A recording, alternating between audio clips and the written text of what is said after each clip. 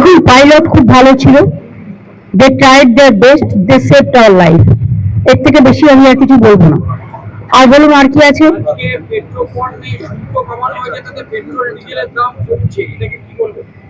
আগে তো কমুক, বাড়িয়েছে কত? বাড়িয়েছে 1000%। আগেই সে শাড়ির দোকানে গিয়ে মানে শাড়িটার কত দাম? 1000, কমতে কমতে এলো 400 টাকা। প্রথমে যে 1000 টুকু বাড়িয়ে দিয়েছে, 1000%, 1000% বাড়িয়ে দিয়েছে। তারপরে এটা শুল্ক কমানো মানে কি দাম কমবে?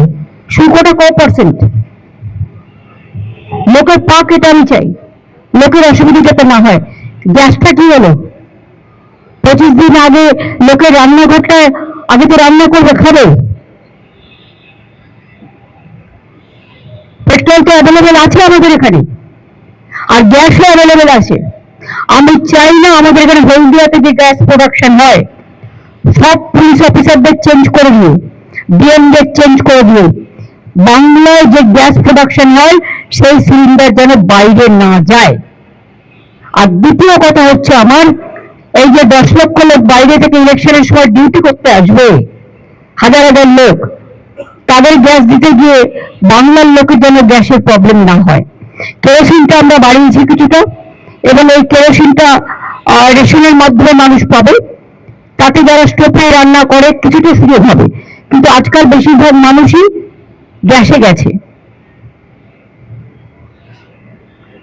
এই পর্যন্ত। আপনারা ভালো থাকুন, সুস্থ থাকুন। সব বাদ দিয়েছে, এখনো পর্যন্ত লিস্ট বের করেনি। আমার কথা হচ্ছে, সুপ্রিম কোর্ট বলেছিল লিস্ট বের করতে। ফার্স্ট সাপ্লিমেন্টারি লিস্ট আমরা কেউ এখনো পাইনি, পাবলিক ডোমেনেও আসেনি। এর থেকে বেশি গণতন্ত্র হত্যা, আনফরচুনেট ফর ডেমোক্রেসি হতে পারেন না। কবে বেরোনোর কথা ছিল লিস্ট? সুপ্রিম কোর্ট কবে ভার্ডিক্ট দিয়েছিল? 28শে ফেব্রুয়ারি লাস্ট লিস্ট বেরিয়েছিল। তারপরে অ্যাডজুডিকেশনের লিস্ট এতদিন ধরে হিয়ারিং হলো, তাতেও তো 50% নাম আমি শুনেছি কেটে কেটে বাদ দেওয়া হয়েছে, এবং দেখে দেখে বাদ দেওয়া হয়েছে। আমি শুনেছি সুতির একটা ব্লকে লোকে আছে মনে হয় 500, একটা বুথে 400 বাদ। এরকম অনেক জায়গা আছে। বসিরহাটে একটা ব্লকে একটা বুথে হয়তো 600 ভোটার আছে, 400 বাদ। এসব কে করেছে? কারা করেছে? একদিন না একদিন তো মানুষ কৈফিয়ত চাইবে। বুথের পাটা থাকলে আমি বলবো লিস্ট বের করুন আগে, মানুষকে জানতে দিন কার নাম আছে কার নাম নেই। যার নেই তাকে জেলায় জেলায় ট্রিব্যুনাল করে তাদের নাম তোলার ব্যবস্থা করে দিন। আমরা বিনা পয়সায় লয়ার দিয়ে সাহায্য করব, কিন্তু মানুষের গণতান্ত্রিক অধিকার কেড়ে নেওয়ার কোনো অধিকার কারো নেই। যা চলছে তা সুপার হিটলারকেও ছাড়িয়ে যাবে। হিটলার টিটলার ভুলে যান, টোটালটা বিজেপি ভ্যানিসিং লসিং মেশিন হয়ে গেছে। ডেমোক্রেসিটাকেই ভ্যানিশ করে দিচ্ছে, মানুষের অধিকারটাকেই ভ্যানিশ করে দিচ্ছে। এদের দেখে আমার ঘৃণা হয়, লজ্জা হয়।